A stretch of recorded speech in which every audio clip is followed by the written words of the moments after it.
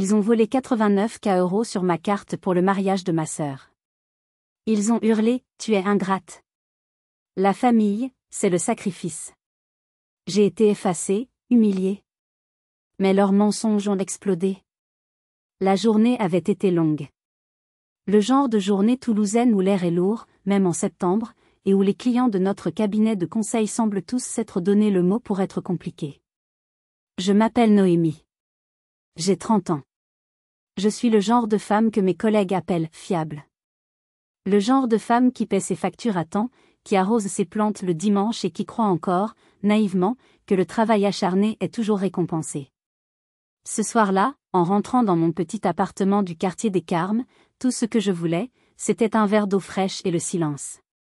J'ai jeté mes clés dans le vide-poche, le bruit métallique résonnant dans le calme. Sur le paillasson, le courrier m'attendait.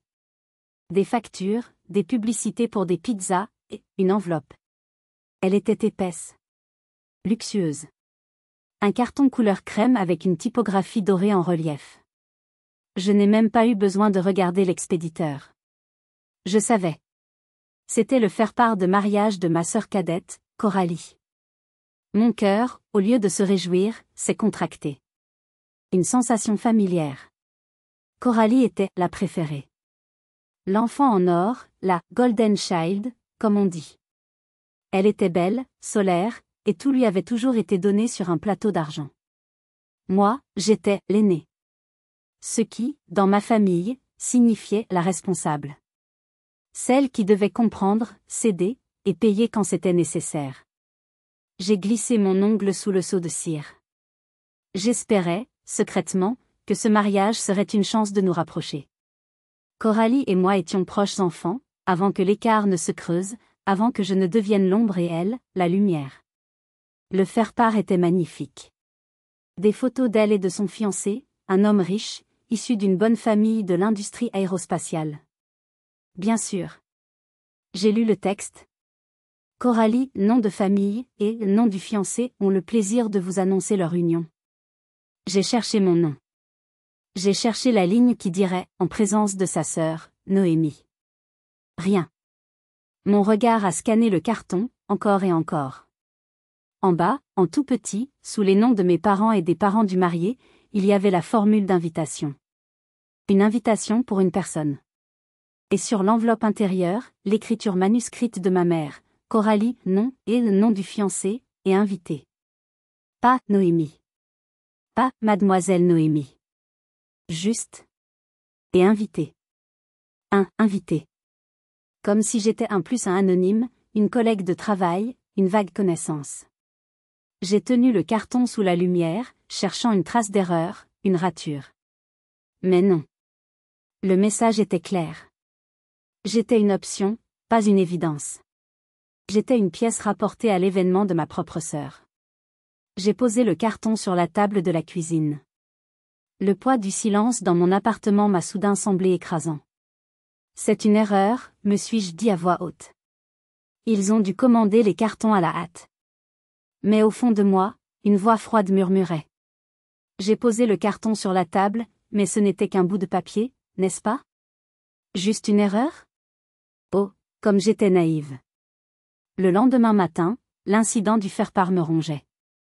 J'essayais de me concentrer sur mes tableaux Excel, mais l'image de ce « et invité » revenait sans cesse. C'était stupide. J'étais une adulte, une professionnelle. Je ne devrais pas me laisser abattre par un bout de carton. Pourtant, une curiosité morbide m'a poussée. Pendant ma pause déjeuner, j'ai ouvert mon navigateur. Coralie avait créé un site web de mariage sur ZenQ. Elle en parlait depuis des mois, postant le lien partout. J'ai cliqué. Le site était une ode à sa perfection. Des photos professionnelles d'elle et de son fiancé dans les champs de lavande de Provence. Des anecdotes mielleuses sur leur rencontre. Puis, j'ai vu les onglets. Notre histoire. La cérémonie. Liste de mariage. Et les invités. Mon cœur battait un peu plus fort.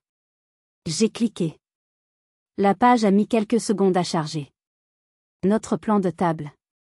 Une illustration du domaine de la Roseraie, le lieu chic où ils se mariaient. Table 1, les mariés. Table 2, les parents, Gérard et Sylviane, non.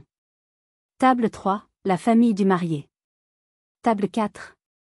Table 5. J'ai cherché mon nom. J'ai zoomé, plissant les yeux. Je suis allé jusqu'à la table 12, celle des collègues et des amis de la fac. Rien. J'ai vérifié la liste des invités qui avaient confirmé leur présence. Mon nom n'y figurait pas. Ce n'était pas une erreur d'impression. C'était une omission délibérée. Mon nom n'existait pas dans leur plan. Je n'étais pas assise à une table. Je n'étais nulle part. Le froid que j'avais ressenti la veille s'est transformé en glace. Ce n'était pas une erreur. C'était un message. Un effacement. J'ai fait quelque chose d'instinctif. J'ai fait des captures d'écran. L'absence de mon nom sur le faire-part. L'absence de mon nom sur le plan de table. L'absence de mon nom sur la liste des invités. J'ai tout sauvegardé dans un dossier sur mon bureau, intitulé « Mariage Coralie ». Je ne savais pas pourquoi je faisais ça. C'était presque paranoïaque. Mais une petite voix dans ma tête, celle qui avait survécu à des années en étant la responsable, me disait de garder des preuves. J'ai fermé l'ordinateur portable, les mains tremblantes. J'étais en colère. J'étais blessée. Mais surtout, je me sentais incroyablement stupide d'avoir cru, ne serait-ce qu'une seconde, que ce mariage serait différent. J'ai décidé de ne rien dire. De quoi j'aurais l'air? Pourquoi mon nom n'est-il pas sur votre site web? J'aurais l'air d'une enfant capricieuse. Non. J'allais garder le silence. Ce n'était pas une erreur. C'était une déclaration.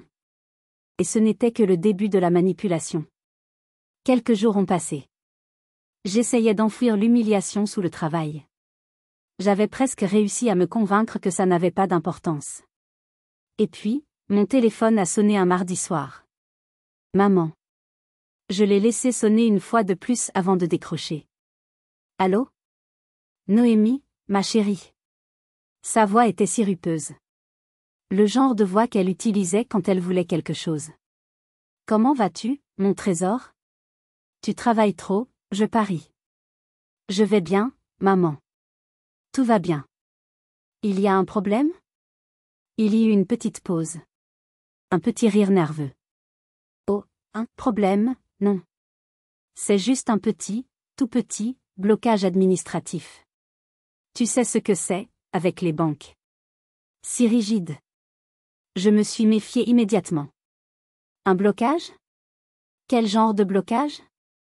Oh, rien de grave. C'est juste que nous avons essayé de payer un acompte pour le mariage de Coralie, et notre carte a été, enfin, peu importe. C'est juste temporaire. Mais l'acompte doit être payé ce soir. Le silence s'est installé. Je savais ce qui venait. Alors, je me disais. Continua-t-elle, sa voix devenant encore plus douce. Toi, tu es si organisé avec tes finances.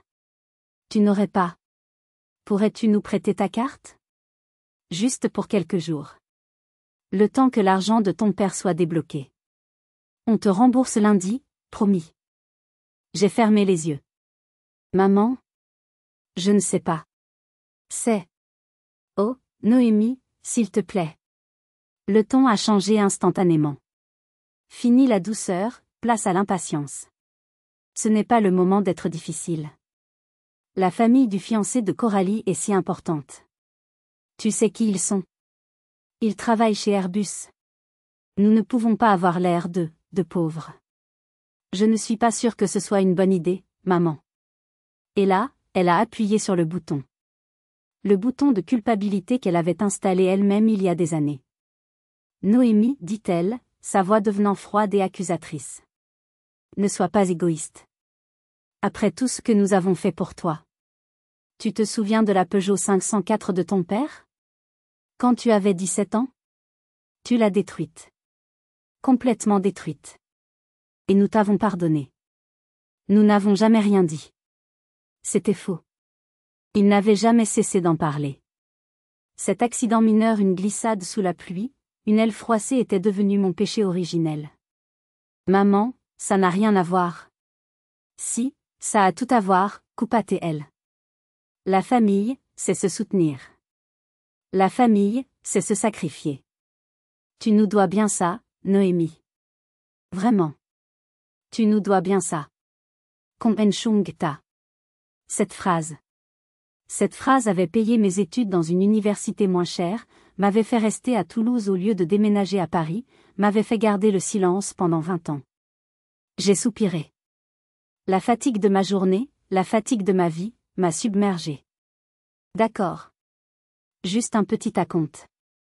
C'est combien? Oh, presque rien, dit-elle, la joie revenant dans sa voix. Prends un stylo. J'ai lu les chiffres de ma carte bleue. Mon cryptogramme. Ma date d'expiration. Merci, ma chérie. Tu es un ange. On te rembourse lundi. J'ai raccroché, un goût amer dans la bouche. J'étais un ange. Un ange, ou juste une idiote. Elle avait promis. Juste un petit dépôt. Qu'est-ce qui pouvait mal tourner? Je n'ai pas bien dormi cette nuit-là. Le « petit dépôt » me trottait dans la tête. Ma mère avait été vague sur le montant, et mon instinct me hurlait que j'avais fait une erreur. Le lendemain matin, au bureau, je n'arrivais pas à me concentrer. Le blocage administratif de mes parents, c'était étrange. Ils n'avaient jamais eu de problème d'argent, du moins, c'est ce qu'ils montraient. Ils vivaient dans un beau pavillon à Blagnac, roulaient dans des voitures neuves. Mais tout était pour Coralie. Ses cours d'équitation, ses études privées, ses voyages. Moi, j'avais eu un prêt étudiant. À 10 heures du matin, je n'en pouvais plus. J'ai prétexté un mal de tête et je me suis enfermée dans une salle de réunion vide. J'ai sorti mon téléphone et je me suis connectée à l'application de ma banque, le Crédit Mutuel. Mon cœur battait dans ma poitrine. J'ai cliqué sur mon compte courant. Solde, normal. Puis j'ai cliqué sur l'encours de ma carte de crédit. Et là, je l'ai vu. Mon cœur a raté un battement. Ce n'était pas un petit dépôt. Une ligne se détachait. Une seule ligne, datée de la nuit précédente, juste après mon appel. Traiteur Prestige, Toulouse, montant, 5 000 €. 5 000 €. J'ai failli laisser tomber mon téléphone. 5 000 €. Ce n'était pas un petit dépôt, c'était plus que mon loyer de 3 mois. J'ai senti la panique monter, chaude et piquante. C'était une somme énorme. Mes mains tremblaient, mais cette fois, ce n'était pas de la tristesse. C'était de la fureur. J'ai appelé ma mère. Directement. Elle a décroché à la deuxième sonnerie, d'une voix chantante. Ma chérie. Maman. J'ai crié. Je ne pouvais pas m'en empêcher. 5 000 €? Il y eut un silence. Puis le petit rire. Le même rire que lorsqu'elle avait appuyé sur le bouton de culpabilité.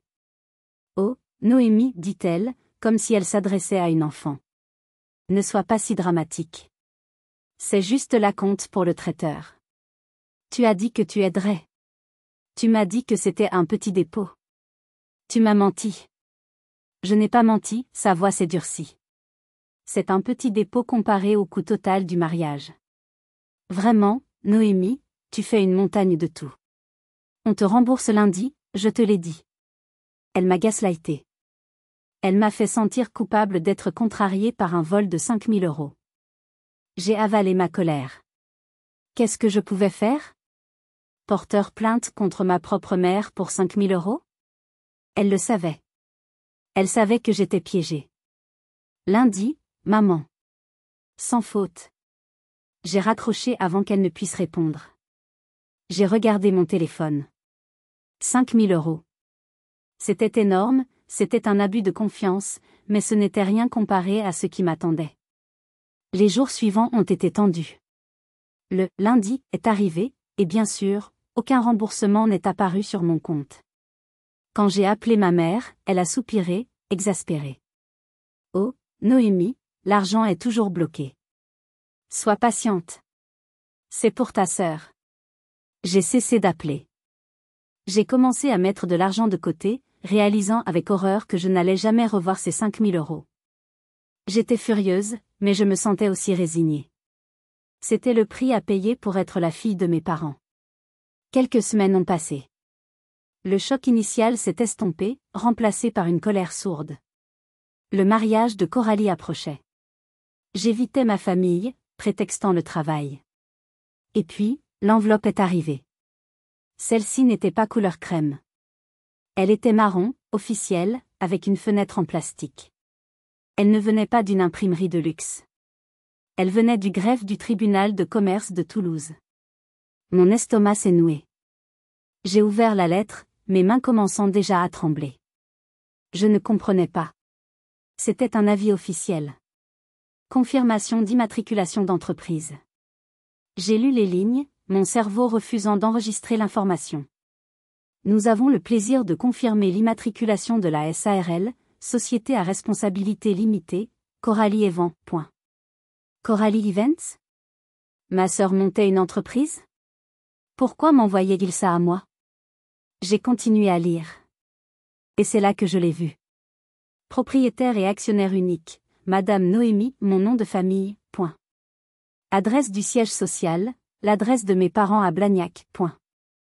Gérante, Madame Coralie, mon nom de famille. J'ai relu. Et relu encore. Propriétaire, moi. Gérante, Coralie. C'est une blague? Une erreur administrative? Mais les détails étaient tous là. Mon nom complet. Mon numéro de sécurité sociale, que j'ai reconnu avec horreur. Ils n'avaient pas seulement utilisé ma carte de crédit. Ils avaient utilisé mon identité. Mon souffle s'est coupé. J'ai dû m'asseoir. Ils avaient créé une société fictive, à mon nom. Sans ma permission. Sans ma signature. C'était une fraude. Une usurpation d'identité. J'ai senti la nausée monter. Pourquoi? Pourquoi faire ça? Pour le mariage? Pour blanchir de l'argent? Pour des prêts? Mon cœur battait à tout rompre. Ce n'était plus de l'abus familial. C'était un crime. Un putain de crime. J'ai regardé le document, le papier officiel tremblant dans ma main. Ils avaient construit une cage légale autour de moi, et je ne savais même pas à quoi elle servait. J'allais le découvrir le lendemain matin, de la manière la plus brutale qui soit. Je n'ai pas dormi de la nuit. J'ai passé des heures sur Internet, tapant « SARL créé à mon insu, fraude usurpation d'identité, risque gérant non associé ». Les résultats m'ont terrifié. En tant que propriétaire, j'étais légalement responsable de tout. Les dettes, les faillites, les poursuites. Coralie, en tant que « gérante », pouvait agir en mon nom, mais c'est moi qui paierais les pots cassés. Le lendemain matin, j'étais épuisé, mais lucide. J'allais appeler un avocat. J'allais appeler la police. C'était fini. Je n'ai pas eu le temps. À 9h01, alors que je m'apprêtais à partir au travail, mon téléphone a sonné. Un numéro fixe à Toulouse que je ne connaissais pas. Allô? Bonjour, madame, mon nom? Monsieur Dubois à l'appareil, de Crédit Pro Toulouse. Crédit Pro? Une filiale professionnelle de ma propre banque, le Crédit Mutuel. Oui, c'est moi. Que puis-je faire pour vous? Je vous appelle simplement pour finaliser le dossier de votre société, Coralie Events. Félicitations pour cette belle entreprise. Nous sommes ravis de vous accompagner dans ce projet. Mon sang s'est glacé. Mon projet? Oui. Le dossier de prêt commercial a été approuvé par notre comité hier. Un magnifique projet pour ce mariage. J'ai peiné à respirer. Un prêt? Quel prêt? Il y eut un silence à l'autre bout du fil. Monsieur Dubois a semblé mal à l'aise. Ben, le prêt que vous avez demandé. Le prêt de 89 000 euros. 89 000 euros. Le téléphone m'a glissé des mains. Je l'ai rattrapé de justesse. 89 000? Oui, dit Monsieur Dubois, sa voix devenant méfiante. Pour le paiement du domaine de la roseraie et les frais annexes. Votre gérante, Madame Coralie, a tout géré. Nous avions juste besoin de votre confirmation vocale pour le déblocage des fonds, mais puisque vous semblez surprise. N'autorisez rien. J'ai hurlé. Ne débloquez rien. C'est une fraude. Je n'ai rien signé. Pardon? Mais nous avons votre signature sur le contrat de prêt. C'est un faux. J'ai raccroché. J'ai composé le numéro de ma mère. Maman. J'étais au-delà des larmes. J'étais en état de choc. Une société? Un prêt de 89 000 euros? Il y eut un long silence. Puis la voix de ma mère, froide comme la banquise. Oui. Nous l'avons fait. Mais, pourquoi? C'était le seul moyen, dit-elle, comme si elle m'expliquait une recette de cuisine. Le seul moyen de donner à ta sœur le mariage qu'elle mérite. La famille de son mari est importante. Tu as dit que tu aiderais. J'ai dit oui pour un petit dépôt. Pas pour une usurpation d'identité et un prêt de 89 000 euros. Arrête de crier, dit-elle, sa voix pleine de dédain. Tu fais toujours tout un drame. C'est juste de l'argent. Après tout ce qu'on a fait pour toi. Tu es ingrate. Elle m'a raccroché au nez. J'étais là, dans mon entrée, le téléphone à la main. 89 000 euros de dette à mon nom. Ma famille venait de me poignarder dans le dos avec un sourire. C'est un cauchemar? Dites-moi honnêtement, qu'auriez-vous fait à ma place? Auriez-vous appelé la police immédiatement? Ou la peur de détruire votre famille vous aurait-elle paralysé? Je veux vraiment savoir ce que vous en pensez. Je n'ai pas appelé la police. Pas encore. La peur, la honte, le choc. J'étais paralysée. Qu'est-ce que je leur dirais? Mes parents et ma sœur m'ont volé 89 000 euros? J'avais l'impression que c'était ma faute. Ma faute d'avoir été si stupide, si naïve. Ma faute d'avoir donné mon numéro de carte. Ma faute d'avoir cet accident de Peugeot 504 il y a 13 ans. Le week-end suivant, il y avait un dîner de famille. Je ne voulais pas y aller. Mais je savais que si je n'y allais pas, cela confirmerait mon statut de méchante et ingrate. Je devais y aller. Je devais les regarder dans les yeux. La maison de mes parents à Blagnac était pleine de fleurs. Des échantillons de centre de table, des rubans, toute la maison respirait le mariage de Coralie. Sur la table basse du salon, il y avait un grand livre en cuir blanc. Un album. Je l'ai ouvert. La première page était une photo de Coralie bébé, potelée et souriante. La deuxième, Coralie à son premier cours de danse. La troisième, Coralie en vacances au ski, faisant un bonhomme de neige. Page après page. Coralie à sa communion. Coralie à son diplôme de lycée. Coralie avec son fiancé. J'ai tourné les pages, de plus en plus vite. Je cherchais. Je me cherchais. Le voyage au ski? J'y étais. J'avais passé le séjour avec un bras cassé après une mauvaise chute. Mais aucune trace de moi. La communion? J'étais à côté d'elle, dans une robe moche que ma mère m'avait forcée à porter. Mais sur la photo, Coralie était seule avec le prêtre. Pas une seule photo de moi. Ce n'était pas l'album de famille. C'était l'album de Coralie. Ma mère est entrée dans le salon, un plateau de verre à la main. Tu vois le bel album? C'est pour le diaporama du mariage. Ma voix était blanche. Maman, pourquoi je ne suis sur aucune photo? Elle a eu un petit rire agacé, comme si je venais de poser la question la plus stupide du monde. Oh, Noémie, dit-elle en arrangeant un coussin. C'est le mariage de Coralie. C'est son moment. Ne ramène pas tout à toi, tu veux bien? Elle s'est arrêtée, me regardant avec impatience. D'ailleurs, les parents de son fiancé arrivent. Va mettre une robe correcte. Sois présentable. Ne ramène pas tout à toi. J'ai compris. Ce n'était pas un oubli. Ce n'était pas une erreur. C'était un nettoyage. Ils étaient en train de réécrire l'histoire de la famille. Une histoire où je n'avais jamais vraiment existé. Une histoire où il n'y avait qu'une seule fille parfaite. Et une histoire où l'autre n'était qu'un portefeuille. Si vous êtes arrivé jusqu'ici, laissez un commentaire pour nous dire ce que vous auriez fait à la place d'OP. Vous pouvez aussi écrire simplement le chiffre 1 pour montrer que vous suivez encore. Et dites-nous, vous regardez cette histoire depuis quelle région ou quel pays? Je suis resté pour le dîner. J'ai mangé, j'ai souri, j'ai écouté les plans extravagants pour le mariage. J'avais l'impression d'être une étrangère, une actrice dans une pièce absurde. Mon sourire était un masque, et sous le masque, la colère montait. Cette nuit-là, je n'ai pas pu dormir. La révélation de l'album photo m'avait plus secoué que l'argent. L'argent, c'était un crime. L'album, c'était une exécution psychologique.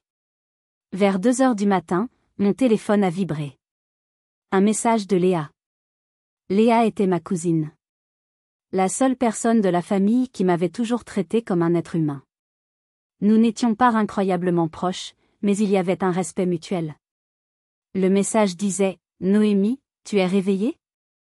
Il faut que je te montre quelque chose. Je suis désolée. » Mon cœur s'est emballé. J'ai répondu « oui ».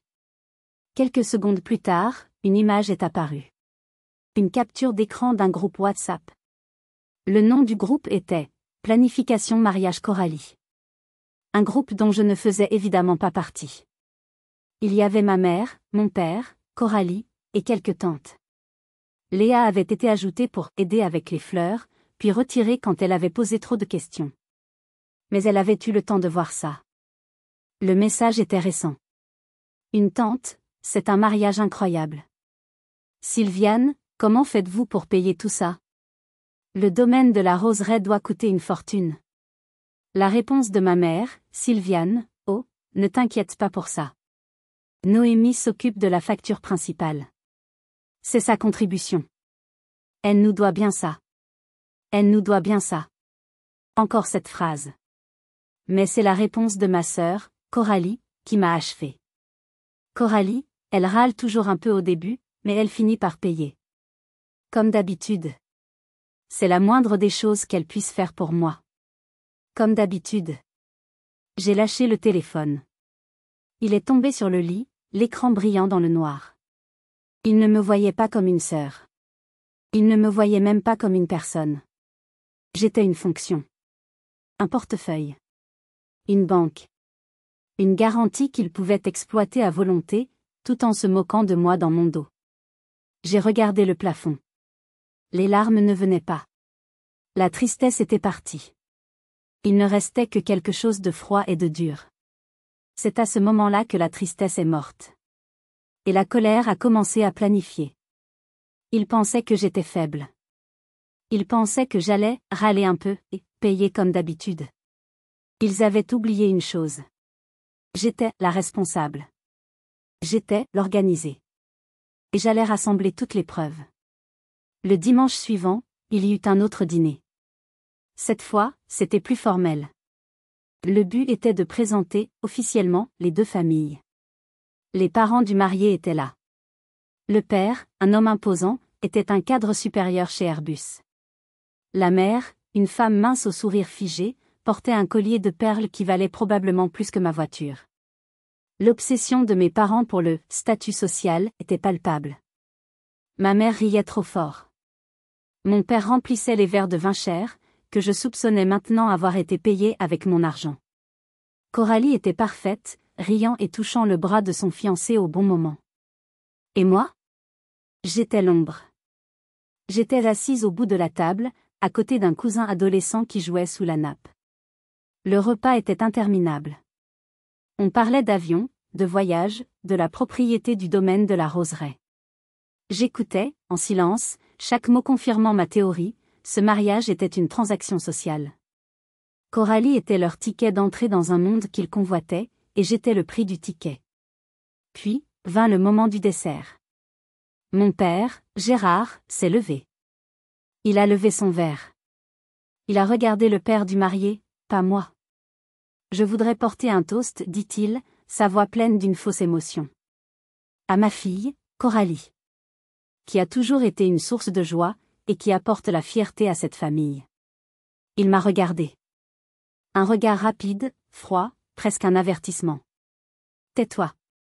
Coralie a rougi modestement. Le père du marié a hoché la tête, l'air approbateur. J'ai senti tous les regards sur moi. La fille ingrate. L'ombre. Celle qui n'apportait pas la fierté. Et quelque chose a cédé. J'ai posé ma cuillère. J'ai attendu que les « félicitations » se calment. Puis, j'ai parlé. Ma voix n'était pas forte, mais elle était claire. C'est drôle, papa. La conversation s'est arrêtée. Parce que la banque, j'ai continué, en regardant mon assiette, le Crédit Pro, en fait, ils pensaient que j'étais assez importante pour un prêt de 89 000 €. On aurait pu entendre une épingle tomber. Le père du marié a froncé les sourcils. Un prêt de quoi? Ma mère a eu un rire strident. Oh, elle plaisante. Elle a un sens de l'humour si particulier. Je ne plaisante pas, dis-je en levant les yeux. N'est-ce pas, maman? Coralie Events SARL. Ça vous dit quelque chose? Le visage de mon père est devenu violet. Coralie m'a lancé un regard de purenne. Le dîner s'est terminé très vite après ça. Dès que les invités ont eu le dos tourné, Coralie m'a attrapé par le bras et m'a traîné dans le couloir. Qu'est-ce que tu crois que tu fais, siffla-t-elle, ses jolis traits déformés par la rage. Je dis la vérité, répondis-je en me dégageant. Tu nous fais honte, cria-t-elle. Tu ruines tout. Papa avait raison, tu es juste jalouse. Jalouse de quoi? De ta dette? Tu peux la voir. Elle avait peur que je leur fasse honte? Elle n'avait encore rien vu. Le dîner de répétition a eu lieu 2 semaines avant le mariage, au domaine de la Roseraie lui-même. Le lieu était magnifique, je devais l'admettre. Des jardins à la française, des fontaines, un château du XVIIIe siècle. Un lieu à 89 000 €. Mon lieu à 89 000 €. Je suis arrivée seule. J'ai cherché ma place. La famille proche était à la table d'honneur. Je l'ai scannée. Pas de Noémie. Une organisatrice m'a vue errer. Vous êtes? Noémie. La sœur de la mariée. Oh. Elle a eu l'air gênée. Elle a consulté son plan. Ah, oui. Vous êtes à la table 15. La table 15 était au fond de la salle. Près des portes battantes des cuisines. Je me suis assise, seule, à une table pour 8. Les serveurs passaient et repassaient, faisant claquer les portes. À un moment donné, une invitée d'un certain âge, une tante du marié, s'est approchée de moi et m'a tapoté l'épaule. Mademoiselle, dit-elle d'un ton impatient. Pourriez-vous nous rapporter du pain? Elle me prenait pour une serveuse. J'ai souri. Un sourire qui ne montait pas jusqu'à mes yeux. Je suis désolée, madame. Je suis la sœur de la mariée. Son visage est passé du rouge au blanc. J'ai enduré le reste du repas. J'ai regardé ma famille rire et boire à la table d'honneur, baignant dans la lumière des projecteurs. J'ai senti la colère monter, froide et dure. C'est à ce moment-là que mon père s'est approché. Il n'avait pas l'air joyeux. Il avait l'air furieux. Il m'a fait signe de le suivre dehors. Nous nous sommes retrouvés sur la terrasse en gravier, loin de la musique. Qu'est-ce que c'était que ça, siffla-t-il. Quoi donc? Ton petit jeu, au dîner de dimanche. Tu as failli tout gâcher. Je n'ai fait que dire la vérité. Ta vérité n'a pas d'importance. Il m'a pointé du doigt. Cette famille, la famille du marié, ils sont importants. Ce mariage est important. Plus important que tes petits sentiments. J'ai ri. Un rire sec, sans joie. Mais, petits sentiments? Papa, vous avez volé mon identité et vous m'avez endetté à vie. On a fait ce qu'il fallait faire. Il a baissé la voix, mais sa rage était palpable. Écoute-moi bien, Noémie. J'en ai assez de tes drames. Soit tu la fermes, tu assumes ce prêt, et tu souris à ce mariage, soit ne viens pas. Nous n'avons pas besoin de ton amertume. Un ultimatum. Paye, tais-toi, ou sois effacé. J'ai regardé mon père. L'homme qui aurait dû me protéger. C'est ton dernier mot? C'est mon dernier mot. C'était le moment. Le moment où j'ai su qu'il n'était plus ma famille. D'accord, ai-je dit doucement. Je suis rentrée à l'intérieur. J'ai dit à un serveur que je devais aller aux toilettes. Mais je ne suis pas allée aux toilettes. Je suis allée au bureau de l'organisatrice, qui était ouvert. Sur le bureau, il y avait des dossiers. Mariage Coralie. J'ai pris mon téléphone. J'ai photographié le contrat avec le domaine, où la Coralie Events SARL était listée. J'ai photographié la facture du traiteur. La facture du fleuriste. Tout. Mon père m'a donné un ultimatum. Il pensait me briser. En fait, il venait de me donner la permission de contre-attaquer. La semaine suivante, c'était l'enterrement de vie de jeune fille, EVJF, de Coralie. Je n'avais pas été invitée, bien sûr. Mais ma mère avait organisé une fête de fiançailles familiale le même week-end, une sorte de pot-pourri pour tous les parents et amis qui ne venaient pas au week-end, filles, à Ibiza. Je m'y suis traînée. L'ambiance était glaciale. Les invités me regardaient de travers, chuchotant derrière leurs mains. Qu'est-ce que j'avais encore fait? Ma cousine Léa, qui avait l'air mal à l'aise, m'a interceptée près du buffet. Noémie, souffla-t-elle. Il faut que tu saches. Ta mère, elle montre quelque chose aux gens. Quoi donc? Attends. Elle m'a entraînée dans le couloir. Regarde. Elle m'a montré son téléphone. C'était une photo d'un autre téléphone. Une capture d'écran d'une conversation SMS. L'expéditeur était Noémie. Le destinataire était maman. Le message disait, bien sûr maman, ne t'inquiète pas. Je suis si heureuse pour Coralie. Je suis ravie de payer pour tout, c'est la moindre des choses. Bisous. J'ai regardé le message, mon sang se glaçant. Mais, cette info, ai-je murmuré. Je n'ai jamais écrit ça. Je sais, dit Léa. Regarde la police de caractère. C'est du Photoshop. Et du mauvais. Mais tante Sylviane le montre à tout le monde en disant que tu es instable. Que tu as promis de payer et que maintenant tu te rétractes et que tu essaies de ruiner le mariage. Il n'avait pas seulement volé mon identité. Il fabriquait des preuves pour me faire passer pour folle. Pour me discréditer. Pour me peindre comme la méchante. Et puis, comme si le destin voulait m'achever, mon téléphone a vibré. C'était un email. De mon patron. Le sujet était « Urgent, appel de votre mère ». J'ai ouvert l'email, le cœur battant. Noémie, je viens d'avoir un appel très étrange de votre mère.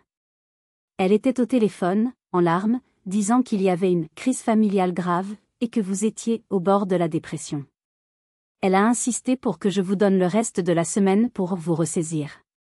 Je ne sais pas ce qui se passe dans votre vie privée, mais s'il vous plaît, gardez le bureau en dehors de ça. Nous avons un projet client majeur à livrer. J'ai dû m'asseoir sur les escaliers. Ils n'essayaient pas seulement de ruiner ma vie financière. Ils essayaient de ruiner ma carrière. Ils essayaient de m'isoler, de me couper de mon travail, de ma seule source d'indépendance. Ma mère avait appelé mon patron. En pleurant. La manipulation était si profonde, si diabolique. C'était d'une cruauté que je ne pouvais même pas comprendre.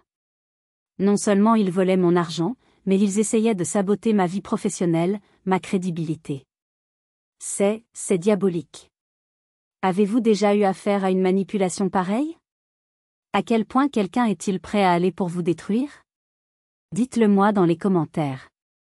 Saboter ma réputation au travail? C'était la dernière erreur qu'il ferait. Le jour du mariage est arrivé. Je me suis réveillée avec une boule au ventre. J'avais passé la dernière semaine à préparer. J'avais contacté un avocat, qui m'avait dit que ma situation était complexe et grave. Il m'avait conseillé de rassembler absolument tous les documents.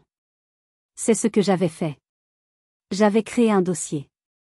Un tableur Excel de 40 pages, détaillant chaque centime qu'il m'avait emprunté, au fil des ans, en commençant par des petites sommes et en terminant par les 5 000 €.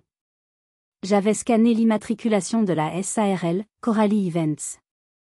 J'avais obtenu, via mon avocat, une copie du contrat de près de 89 000 € du Crédit Pro, avec la signature Noémie, qui n'était clairement pas la mienne. J'avais même retrouvé, dans mes vieux relevés, une autre demande de prêt à la consommation chez Cofidis pour 3 000 €, faite il y a un an, que j'avais à l'époque cru être une erreur mais qui portait le nom de Coralie Events. J'avais mis tout cela sur une clé USB. J'ai enfilé une robe simple, bleu marine. J'ai mis la clé USB dans mon sac à main. Je suis arrivée au domaine de la roseraie. C'était magnifique. Et j'avais tout payé. Comme prévu, l'organisatrice m'a conduite à la table 15, à côté des cuisines. J'ai souri poliment et je me suis assise. J'avais une vue parfaite sur la salle. La cérémonie s'est déroulée. Coralie était radieuse. Mon père l'a conduite à l'hôtel, pleurant de fausses larmes de fierté. Ma mère rayonnait, saluant la famille Airbus comme si elle était la reine. Puis vint la réception. Le dîner. Les discours. Enfin, le MC a annoncé, et maintenant, un moment très spécial. Les parents de la mariée ont préparé un diaporama retraçant la vie de notre magnifique Coralie. Les lumières se sont tamisées. Le technicien, un jeune homme qui avait l'air de s'ennuyer, était à l'arrière, près de ma table. C'était le moment. Le MC parlait encore. Le technicien s'est tourné pour prendre un verre d'eau que lui tendait un serveur. Je me suis levée. Calmement. J'ai marché les quelques pas qui me séparaient de son ordinateur portable. Mon cœur battait si fort que je l'entendais dans mes oreilles. J'ai vu la clé USB, Diapo Coralie, branchée. Je l'ai arrachée. J'ai inséré la mienne. Diapo Noémie. J'ai cliqué sur le fichier TLY. Et je suis retournée à ma place, juste au moment où le technicien se retournait. Sur l'écran géant, les premières photos de Coralie bébé sont apparues. Ma mère avait dû lui donner une première clé. La musique était douce. Puis le diaporama a bégayé. L'écran est devenu noir. Et puis, un nouveau titre est apparu, en lettres capitales, police Arial, taille 72. Registre des dettes familiales. La salle est devenue silencieuse. La première page de mon tableur Excel s'est affichée. 2015, 200 €, essence, non remboursée. 2016, 1500 €, vacances famille, non remboursées. La musique douce s'est arrêtée. La diapo suivante est apparue. 2023, 5000 €, traiteur Prestige, carte bleue Noémie, la diapo suivante. Le scan du document du greffe du tribunal de commerce. SARL Coralie Evan, propriétaire, Noémie. La diapo suivante. Le contrat de près de 89 000 € du Crédit Pro. La diapo suivante. La signature. Ma fausse signature, omet en plein écran. La diapo suivante. Le prêt Cofidis de 3 000 €. Le silence dans la salle était total. On aurait pu entendre une épingle tomber. Puis un murmure. Puis un autre. J'ai vu le visage de Coralie se décomposer. J'ai vu mon père devenir violet et se lever d'un bond. Éteignez ça. Éteignez cette chose. Ma mère regardait l'écran, la bouche ouverte, incapable de comprendre. Le technicien, paniqué, a tout coupé. Mais c'était trop tard. Le mal était fait. Le silence dans cette salle, vous auriez pu entendre une mouche voler. C'était le plus beau son que j'avais jamais entendu. La revanche était servie.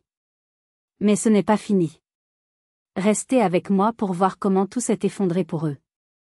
L'écran était noir, mais les images restaient imprimées dans l'esprit de chacun. Les murmures avaient enflé. 89 000 €? Une fausse société? C'est la sœur qui a tout payé? La famille du marié, les gens d'Airbus, semblaient particulièrement choqués. Le père avait le visage fermé. Il parlait à voix basse à sa femme.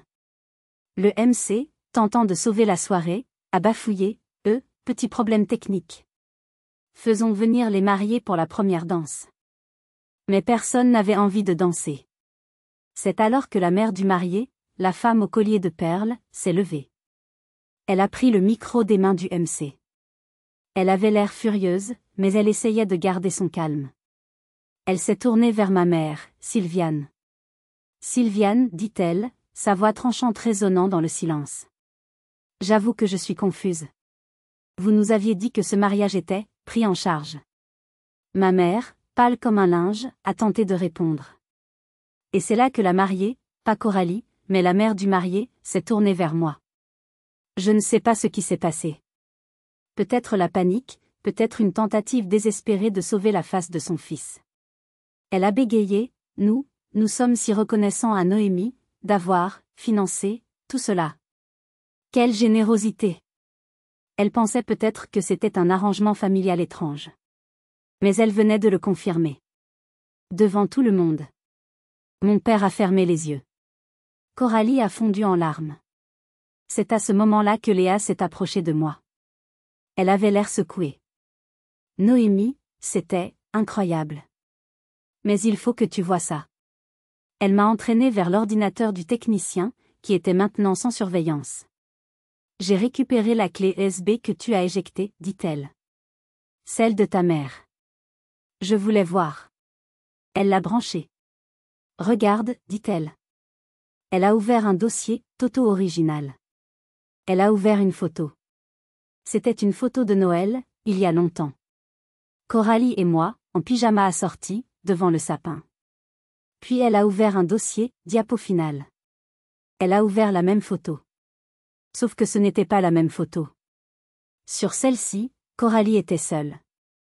L'endroit où j'étais assise était vide, remplacé par un bout de tapis maladroitement cloné. Il ne m'avait pas seulement oublié. Il m'avait activement coupé. Effacé. Recadré hors de ma propre vie. J'ai regardé l'écran. J'ai regardé la salle où la fête était en train de mourir. Les invités partaient. En masse. La famille du marié en premier, sans un mot pour mes parents. Ils avaient tout sacrifié pour ce mariage, y compris moi. Et à la fin, ils avaient tout perdu. Je n'ai pas attendu la fin. Je suis partie pendant que la salle se vidait, laissant mes parents et ma sœur au milieu des ruines de leur fête à 89 000 €. Je ne les ai pas vus pendant des jours. Léa m'a dit que la lune de miel avait été annulée. Que la famille du marié parlait d'annuler le mariage civil, ou du moins de revoir le contrat de mariage. Quelques jours plus tard, j'ai conduit jusqu'à la maison de Blagnac. C'était un après-midi gris. Je ne suis pas sortie de la voiture. J'ai juste regardé la maison où j'avais grandi, cette maison où j'avais été effacée. Finalement, je suis sortie. Je n'ai pas frappé. J'ai sorti mon trousseau de clés. J'ai détaché la clé de la maison de mes parents. Une clé que j'avais depuis mes 16 ans. Je me suis agenouillée sur le paillasson. Et je l'ai posée là. La porte s'est ouverte avant que j'aie pu me relever. C'était ma mère. Elle avait l'air d'avoir vieilli de 10 ans. Noémie? Sa voix était rauque. Qu'est-ce que tu fais? N'ajoute pas à notre honte. Je me suis relevée. Je suis venue vous rendre ça. Elle a vu la clé. Ne sois pas dramatique. C'est ta famille. Non, dis-je doucement. La famille ne fait pas ça. La famille ne vole pas, ne ment pas, n'efface pas. Mon père est apparu derrière elle. Tu as tout ruiné. Non, papa. Vous avez tout ruiné. Vous seul. Mais, tu nous dois. A commencé ma mère. Je ne vous dois plus rien, l'ai-je coupé. C'est fini. Je suis partie. Je ne me suis pas retournée. La semaine suivante, j'étais au tribunal de grande instance de Toulouse. J'ai déposé un dossier de procédure de changement de nom pour motif légitime. Le motif? Vol d'identité et rupture totale des liens familiaux. J'ai demandé à prendre le nom de ma grand-mère maternelle. La seule personne qui m'ait jamais vraiment aimée. Durand. Aujourd'hui, je suis Noémie Durand. J'ai signalé l'usurpation d'identité. La bataille juridique a été longue et horrible. J'ai dû prouver que je n'étais pas moi-même, ou plutôt, que Coralie Events n'était pas moi. J'ai gagné. La banque a dû annuler le prêt, et ils se sont retournés contre mes parents. Je crois qu'ils ont perdu la maison de Blagnac. Je ne sais pas. Je ne leur ai plus jamais parlé. Ma vie, maintenant, est à moi. J'ai un nouveau travail, dans une nouvelle ville. J'ai remboursé la dette de 5 000 € sur ma carte, mais c'était le prix de ma liberté. Ils m'avaient donné le silence, et j'en avais fait une voix. Merci de m'avoir écouté. Si vous avez vécu une trahison similaire, si vous vous êtes déjà senti invisible ou sacrifié pour quelqu'un d'autre, partagez votre histoire dans les commentaires. Vous n'êtes pas seul. Votre voix compte. Si mon histoire vous a touché, n'oubliez pas de laisser un like et de vous abonner pour plus d'histoires de survie et de justice. Prenez soin de vous.